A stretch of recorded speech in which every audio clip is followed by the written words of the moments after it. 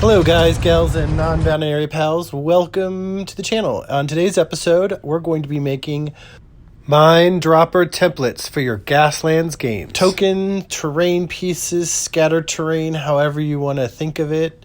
Let's just go with that descriptor. And these are made for Gaslands Refuelled by Osprey Publishing and written by Mike Hutchinson. So for the mines, they have a template in the back of the rule book. And so what we're going to do is get a copy of that go ahead and get a copy of that template and then trace it onto cardboard. Now I like to use the cereal box cardboard from Kellogg's, or you could even use them from your cheesy shells and cheese food. For this craft, we're also going to need some snap fasteners, which can be found in the sundries and notions section of the sewing department of places like Joann's Fabric or any sort of sewing shop. You can also find these at your big stores like Target or Wally World. I went to two different stores to get the footage to show you what I'm talking about with the snow snap fasteners. And for this project, I used the 7/16 size, 7/16 of an inch, which is a little bit less than half an inch. I think it was like 11 millimeters. Don't quote me on the millimeter dimensions. Here's the small burst template from the back of the rule book, and I am going to put it on my cardboard and trace out the basic shape of the template, because that is the shape for the mine.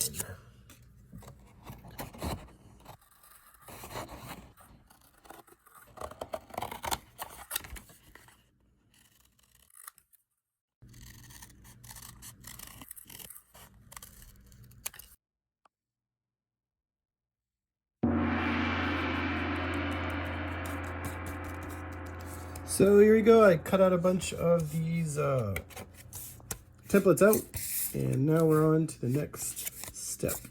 You might have seen the other video where I made spikes for the tires for your Hot Wheels cars.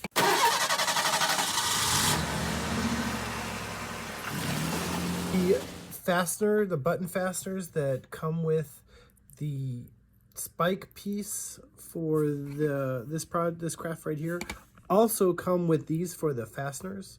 And if you snap these two together, it looks like a little mine. So take all these and snap them together. Just take those two ends, snap it together. They fit really nice and neat.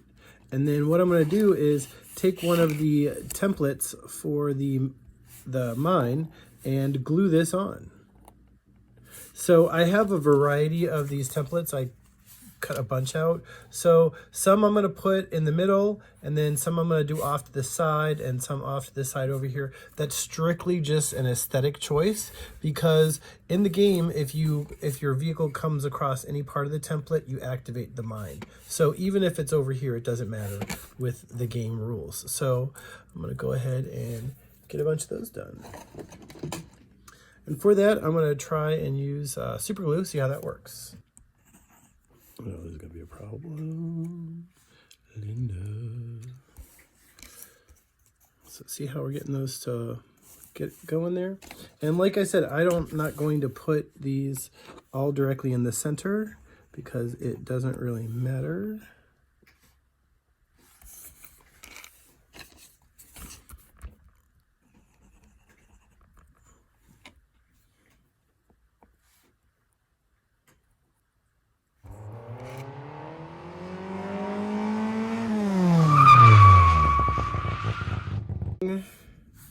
Karen's driving along and she wants to drop one of her mines. Bloop. Since we'll be using Elmer's glue on this craft, it will constrict when it dries and cause some warping on this thin cardboard. Because we're using that thin cardboard, and it will warp. So one thing to do to prevent warpage is I shouldn't say prevent. One thing to cut down on the warping is to go ahead and put glue on the back side of your cardboard terrain piece.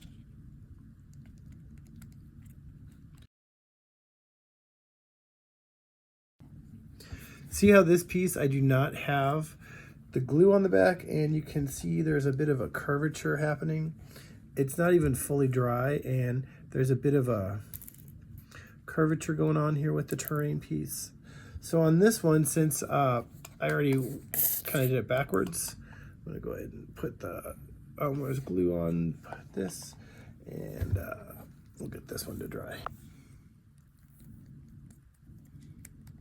Here is where we left off with the template and the glued on button fastener from the sewing kit. And here is where we're going to head to. And for this, I use Elmer's glue and 0 scale ballast. It's number 20 light gray blend. Here is the ballast that I use for some of my terrain. If you don't have this, you have the patio paver that I also use for terrain making. You can use that as well. This is just something I have from one of the field trips I took to the local hobbyist railroad shops in Louisville, and I thought it'd be good for making some terrain. It's 0 scale ballast, which is 0 scale is a railroad terminology, a hobby railroad, and I got a nice little fine grit. So I'll take off the lid and show the nice texture, which I think is a perfect scale for tabletop terrain. So it's pretty simple and basic. Take your glue and add this to the base, the cardboard.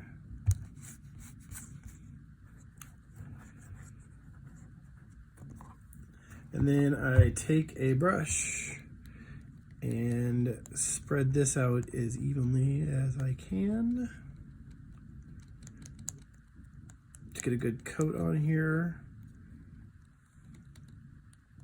Now normally I do this on top of cardboard or a piece of paper or something, so because it makes a bit of a mess with the glue.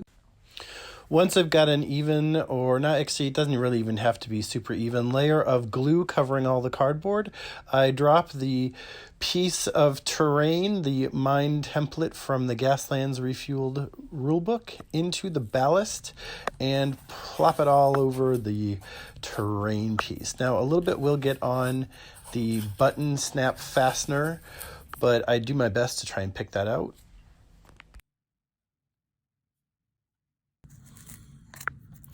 And sometimes the bits of the ballast will get on the metal, and I do my best to remove that as best I can.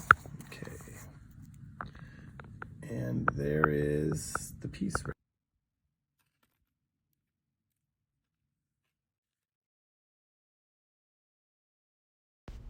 And here's a vehicle for scale to check our handiwork. We've got Karen.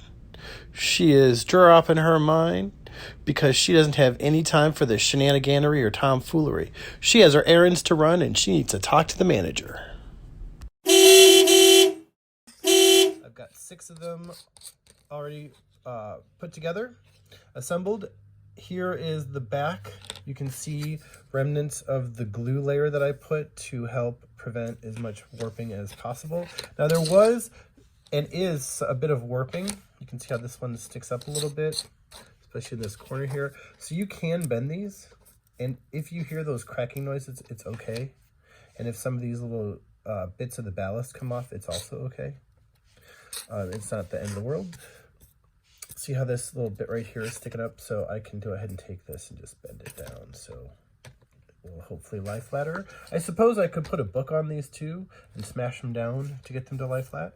But I just wanted to show an update. Now the next stage that we're going to do is we're going to get our paints, and we're going to prime these, and we're going to paint these. And I will also be painting the metal bits with some metal paint, which I know is sounds kind of funny, but it'll just create a more cohesive look with the piece. And these have dried overnight.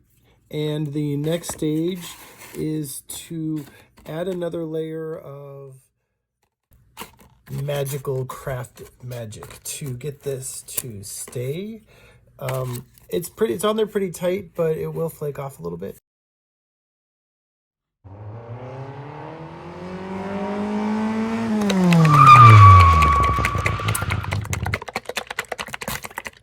So for this, I like to do a combination of my PVA paint and sealant, which sometimes does not like to open up.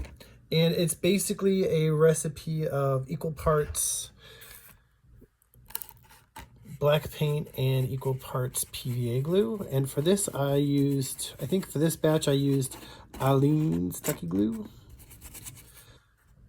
So what I want to do is just apply this all over. On that one, I got the metal bit, so whoops. So, and I'm doing this in a piece of scrap cardboard box because it gets messy. So I'm going to put my finger on there, what I don't want to get the paint on. Also off screen, I do have a container with some water if I need to loosen up this mixture if it's too thick. So.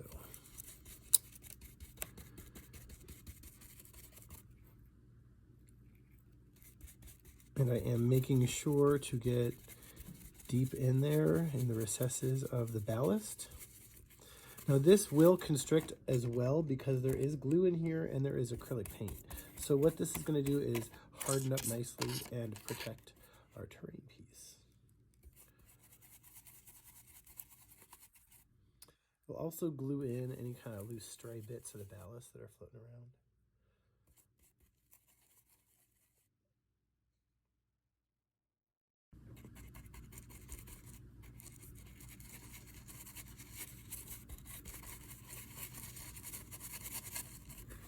This can also be used on the back end of some of these terrain pieces if you'd like, to help counteract the warping, that little trick. You could use this stuff as well.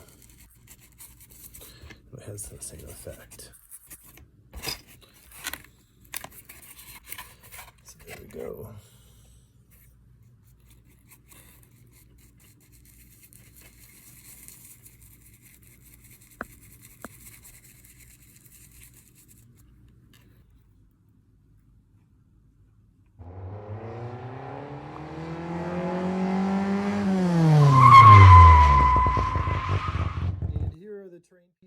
I let these dry overnight. This is with the sealant on them. And if you look closely, there are some spots where the sealant did not hit, but that's okay. I think there's another one that's pretty more obvious. Yeah, there we go. You can see right there. But that's okay. We'll just add. So that'll be fixed when we add paint. And if you look here, there's no grit. There's no ballast on that spot, which is also okay. We'll just fix that when we paint them up. But they're nice and hard, pretty solid, and there's not a whole lot of warpage. You can see there's a little bit of curvature. That's because the glue has curved. There's more glue on the top than on the bottom. That one's pretty flat. That one's kind of wonky. So watch, I'm gonna do another trick and still kind of bend it down. See how it looks now? Okay, let's see if I can find another one that's a little wonky. Okay, this one's really, look at that, warped. That's really warped. You know why? Because the glue came off on this one. So we will fix that like this. Yeah, this one's gonna need a layer. The glue on this one peeled off, and that's why that was so severely warped. So this one's not so bad.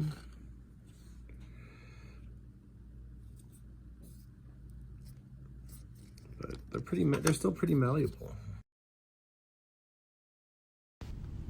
The next step that I took was to prime the metal parts of the mines because I wanted to repaint those a metallic color. I know it's kind of silly. So for that, I used the Army Painter. I'm really fond of this primer. It's affordable. It works really well. It has these little grippy bits to it when it dries that really take the best of paints, even the cheapest paints. So I just went outside on my porch and sprayed those down a little bit. And then now we can begin the painting. On this, I'm going to do, what's this one? Cocoa Bean or something? Cocoa Bean. It's Craft Smart clearance paint. It's kind of a brown. So I'm going to use this as kind of my more of my base coat. And you really don't need a whole lot.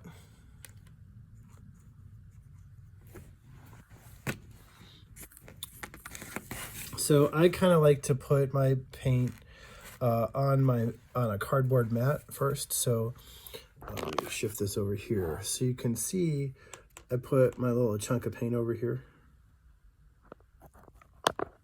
So I'll be dabbing over there. And I guess the best thing to do is just kind of go for it. So I'm just going to do real plotchy like this, kind of nothing too fancy. And then see how I'm leaving some black showing? I'm going to come back to that. Okay, so I'll grab a little more paint. Keep in mind this dark brown is going to be basically my base coat brown. Crap, I got some on the chunk of metal. But see how I'm just kind of doing hoopty-doopty-doopty, however.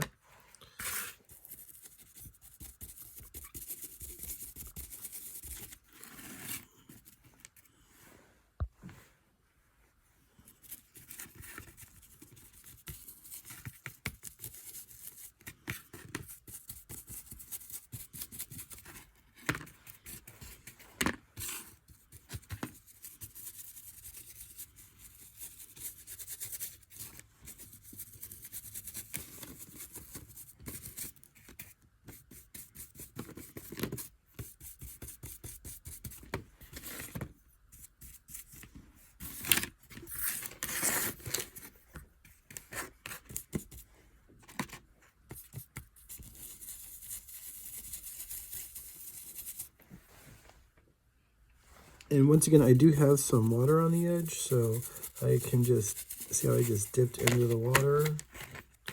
And that made everything muddy and move around a little better.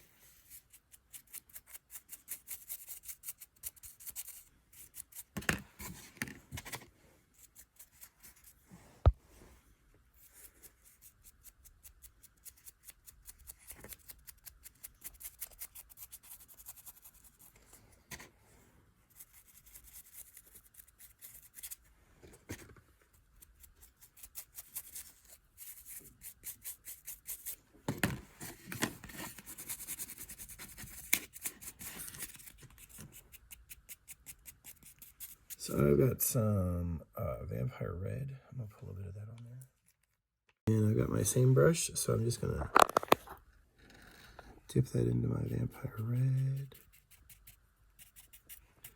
Kind of thin that out a little bit. You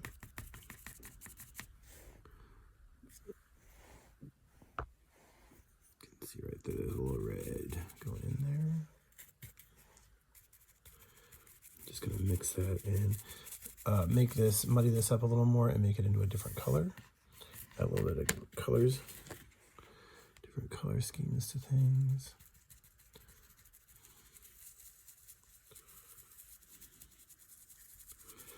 And this is just because I want some reddish brown in there, just to add a little bit of a different color scheme.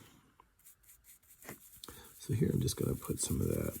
And well, everything's still wet, so I'm kind of wet blending. There you go. Okay.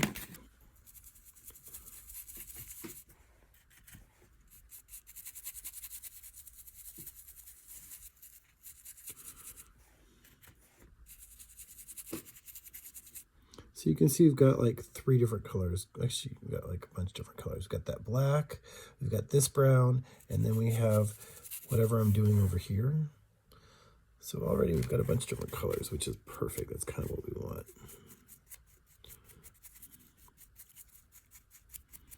And see, this edge right here doesn't have any grit, but it doesn't matter. I'm just painting right on that cardboard. It does not matter. It's all good. Okay. Here's another one. Let's get some of that red. Now this one doesn't have a lot of the black on it, so which is fine.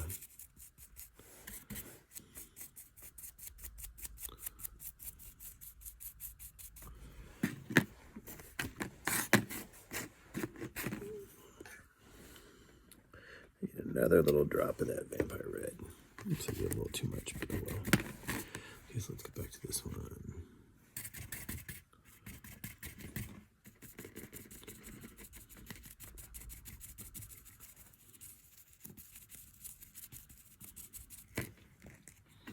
Okay, and then I want to get this edge with the cardboard is just because why not? A little variation of color there. Because I will be tapping that edge with some dry brushing later on. So here we go. Whoops.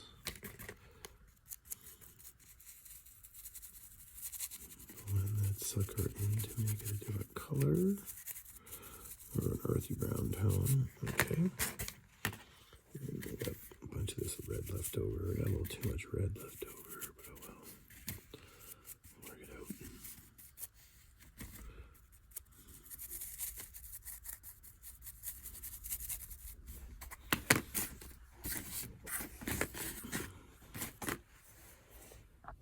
Okay, so pulled back out the camera so we can take a look at what everything's looking like.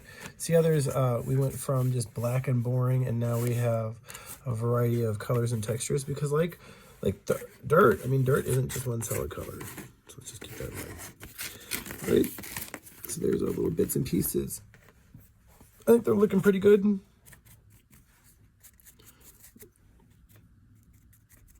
Just remember, I got a little brown, I got a little red. I'm just gonna mix these colors right on here. Okay. So now I'm just gonna take some red, some of the brown, and go back over if I need to. Feel the need to go over with some brown. Go back the brown down. See, I got another little brown. I'm introducing another color here. So we can see here, I'm introducing another brown. Just kind of lightly tapping it in places. So we've got, I don't know how well you can see on the color spectrum. We have a brown here. There's the reddish brown. There's a bit of the cocoa bean brown, and then we have some black peeking through.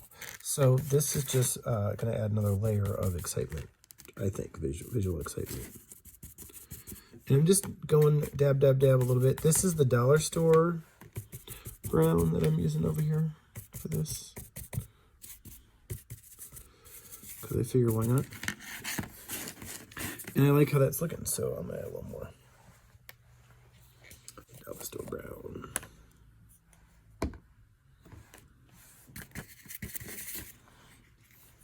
So we'll just take and add a little bit more of this dollar store brown to places. See how you got a bunch of different colors going on there. It's pretty subtle, but I think it looks nice. There's the dollar store brown. Pull a little more out there. How about pull a little dollar store brown around the edge there? Because why not? And then here we got a bunch of dollar store brown in here. That's over there. Okay. And then here we'll do some dollar store brown here. We'll do a little dollar store brown right there. Because why not? All right. So we got a bunch of different colors. Got a lot of different colors going on there, which is good. They're all very much analogous, which means they're in the kind of the same color spectrum. So I think what I want to do is, I don't know if this is a good idea or not, but I kind of want to add some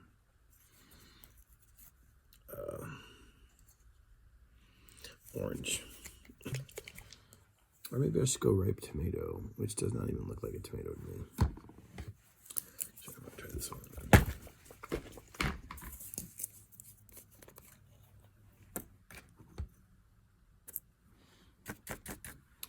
Okay, so this is apple barrel ripe tomato, and to me it does not even look like a tomato.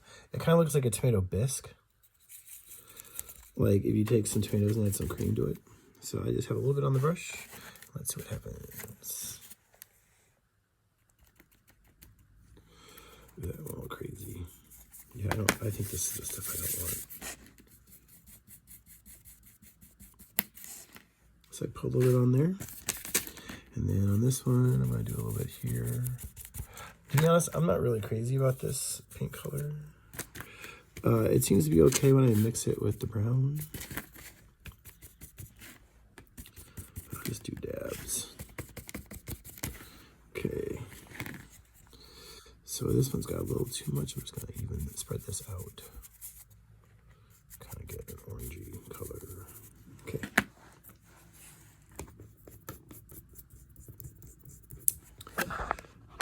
So here are the samples we've got so far. I'm going to tone this one down a little bit. Let me fix those a little bit.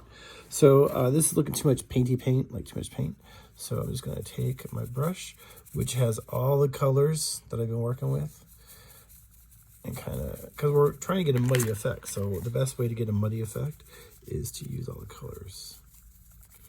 So we're going to do all that. Okay, and there's a shot of how everything's looking so far. With the color scheme, that is going to dry brush nicely, I think.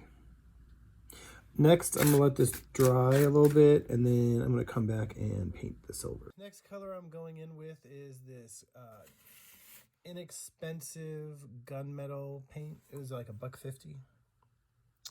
And I think it looks best. I did a test off camera of two different, let's see, oops, there we go. I did a test off camera with two different colors, and I liked the gunmetal the best. So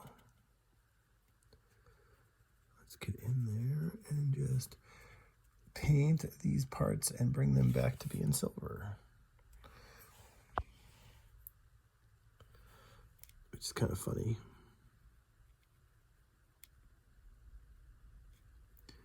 Because they originally were silver.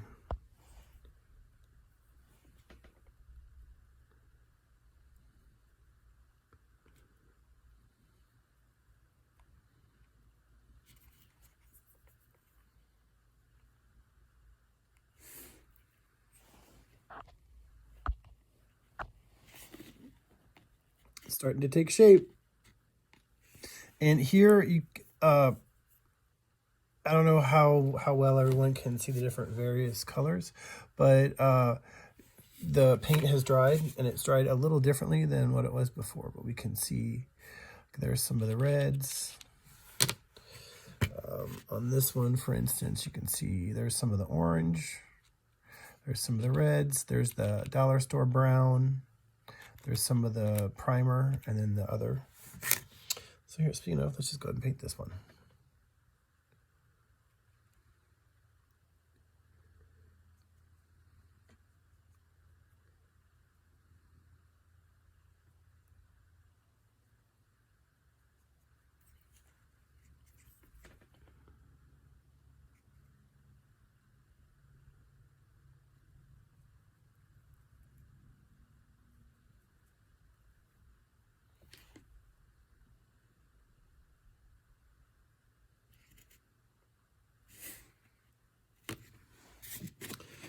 Pretty deadly there, Karen. And this one, going to.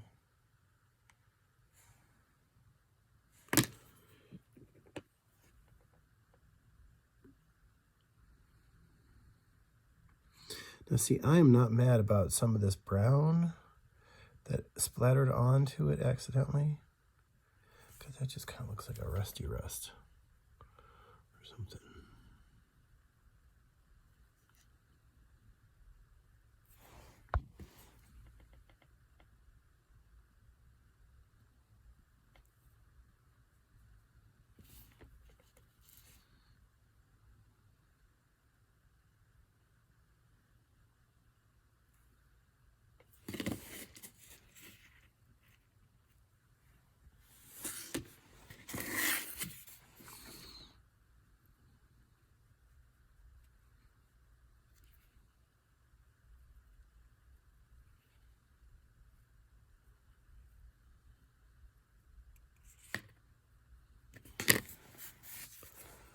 This one was the 10, which I didn't think it was going to look this good, but it actually looks a lot better. But whatever. Whoops.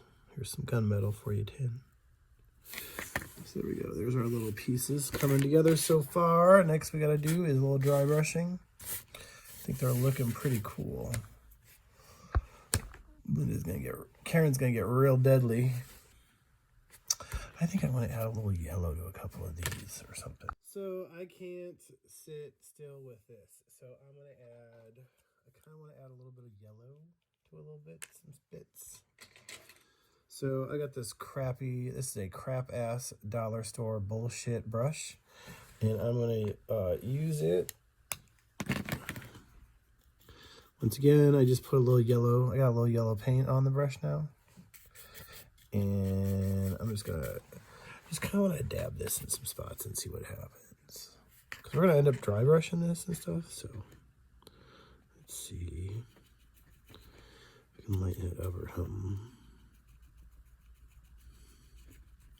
I do have some flock that's going to be used on this. It's yellow, so well, I don't know if I like that. I don't think I like that, but I gotta do it to another one. I gotta do it to at least a couple of them.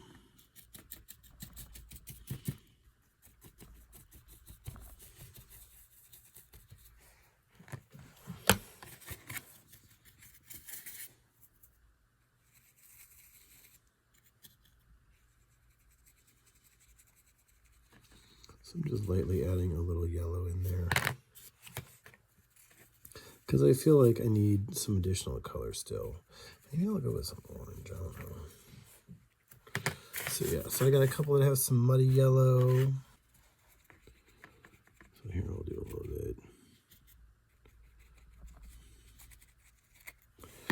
So just toss a little yellow in there, because this is going to be like deserty. Yes, I got this acrylic, it's a dark green.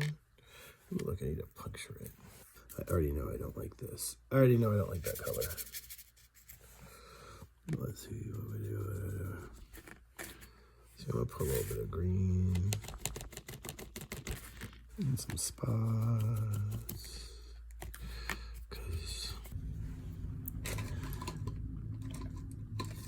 So I'm grabbing a new brush, and this is actually not a bad brush to be using. And I'm gonna go in with this this brown, medium brown, because I feel like we don't have any medium brown. And so let's just find some spots. Dab some of this on. And randomness. Whoops.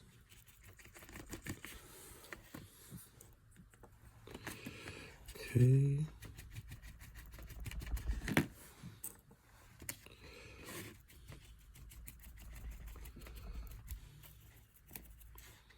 Especially gonna put this on some spots where I think it needs a little lightening up. And on the muck green, which I kind of am ending up liking that green. It's kind of like such a mucky green. Okay, so I did some little lighter spots. Just trying to lighten up the terrain piece a little bit. Which I know they're going to get hit with the dry brush in a minute and get real light, but did I do a little bit more?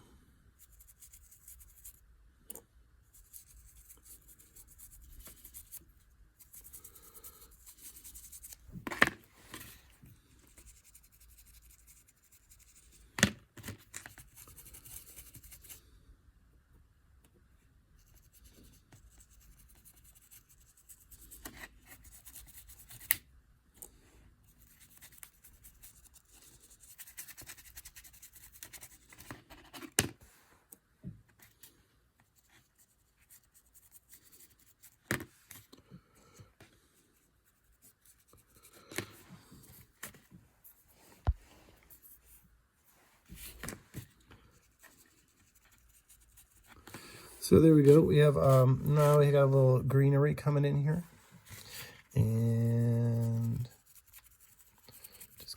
finishing off some finishing touches with this medium brown. I just felt like the pieces needed a little different, a little more color in there, a little more variation in there. They would have been fine with just the 3. But since we're being a little fancy pants,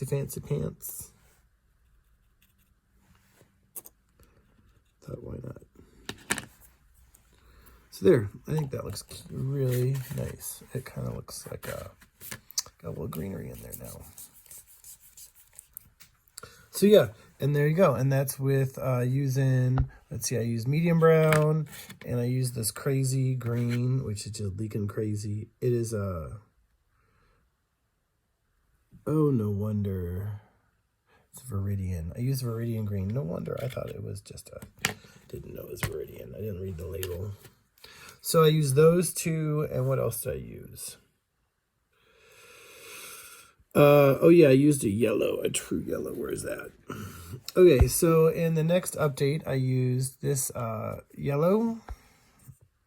I used Viridian, which I was not intending. I didn't know it was Viridian. And I used medium brown. For some reason, I thought the Viridian was just like a Kelly green, or like not like Kelly green, well, yeah, more like a true green or whatever. But anyway, they all turned out nice and neat, and there's a lot of nice variety going on here with these. So I also used gunmetal for the silver bits, and so the next step is to dry brush on the metal. And I am not very good at making my own washes. I try and I try and I try. So I'm going to use Dark Tone by the Army Painter. Crap brush. This is a crappy ass brush from the dollar store, and we're just gonna take some of this. I'm just gonna put it right on there, and I'm just gonna put that right into my terrain piece, and this is just gonna darken up. Just put a drop in each one. You know what? If you want, you can take some and put it on your terrain as well. But I'm just putting a drop on each little mine because it'll make the metal look a little weathered. Okay. Go crazy with this. Spread that. Wash everywhere. So now we have a nice darkened mine effect. I think it looks good.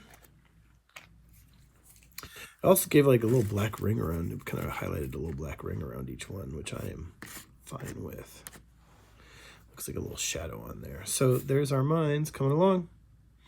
They've been weathered with our dark tone. Now you could have used, if you have a strong tone or a mid brown, you could use those if you want. It doesn't have to be just the dark tone. All right, rock and roll. All right, so for whatever reason, the automatic light decided not to turn on. So my apologies if the lighting shift has been a little drastic. I work on a budget, and I shoot on my phone. I edit off my phone. I do all that stuff on my phone. So I work with what I got. So we're going to try khaki. Let's get us some khaki. And you can see the difference in the colors. There's the khaki down there. And let's try and see what happens. There we go. So I'm just going to take this and I'm going to dry brush on the entire piece.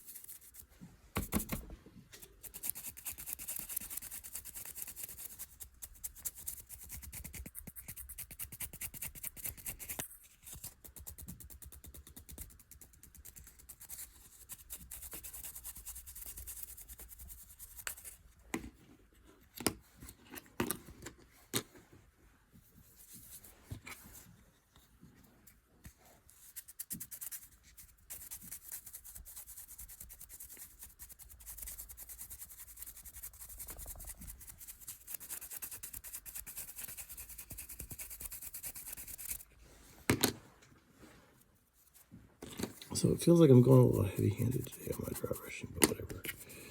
Let's say about E. So I'm just going to tap some edges. And there we go.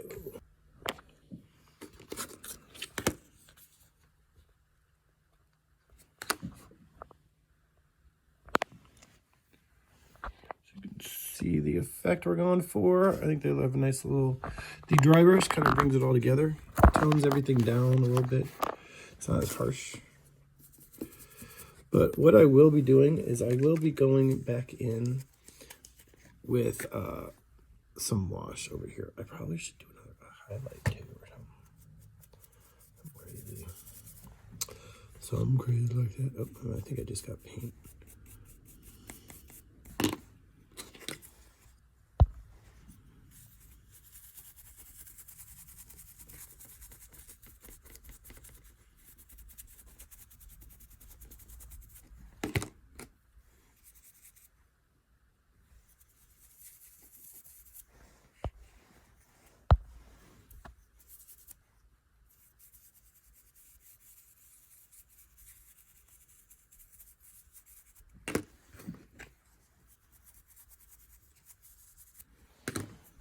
Okay.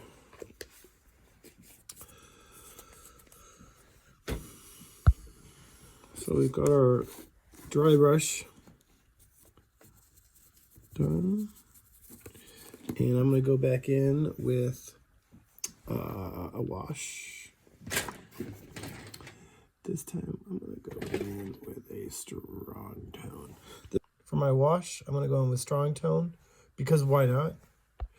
And like I said before, I am not good at making my own washes, so I find I really like these Army Painter washes. I think they're pretty awesome. And guess what? I have a crap-ass brush that we're going to use. So, put a drop in there.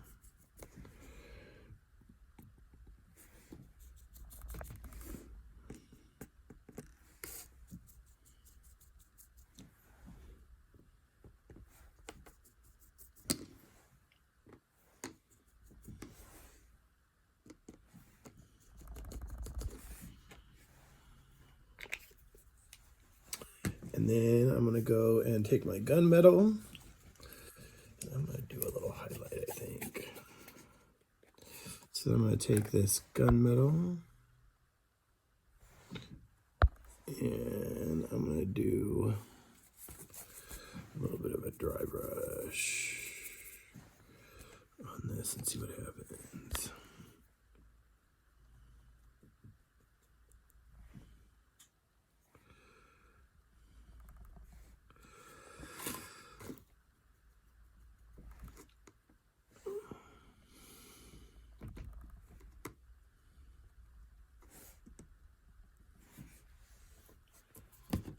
Little dabs. So I'm just taking a little bit in there, and if I get too much, I put it out to the side and just dab, just right on top like that.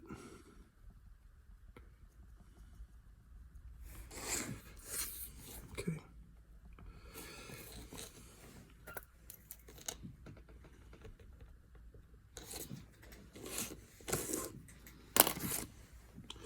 So they still look grimy and gross and old, kind of.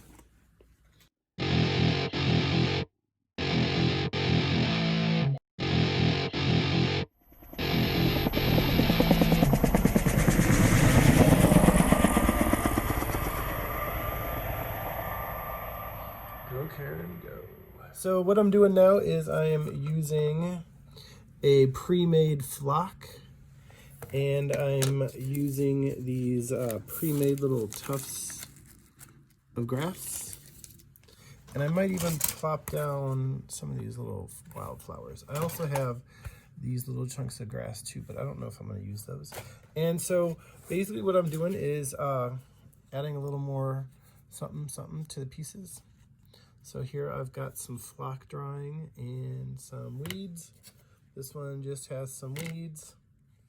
This one has some flock and weeds, and then I think I'm just going to do some little chunks of weeds. So take your handy dandy Elmer's glue and just find some spots where you think that you need some foliage. And I'm using a variety of clumps and sizes next to each other. And I am being a barbarian and just using my fingers.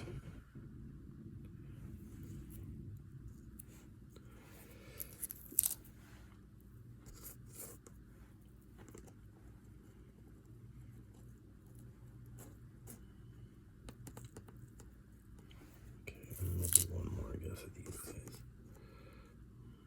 Like that or something.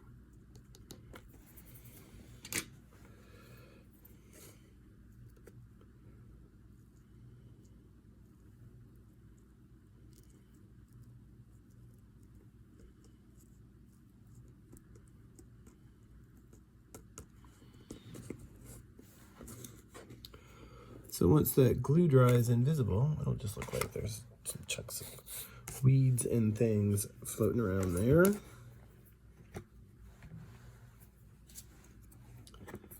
I'm done with the flock. I don't want to go too crazy with that stuff. And let's see, where are the flowers, the wild flowers? So here I'll show the pieces that I have so far. Now, I think they would have been fine without all this flock, but I don't know, I like adding a little bit of extra. Okay, use this. Because even in the desert, the desert does flower. If it rains, it does get some flowers. So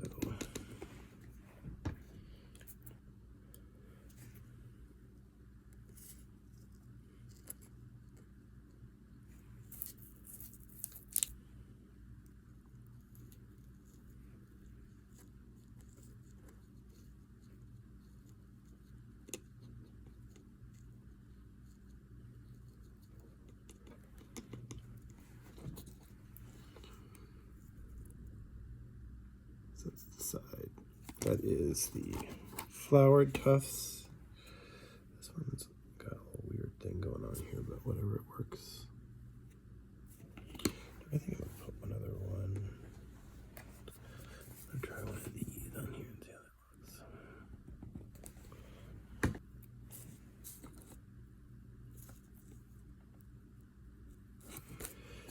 Just because it is a different yellow.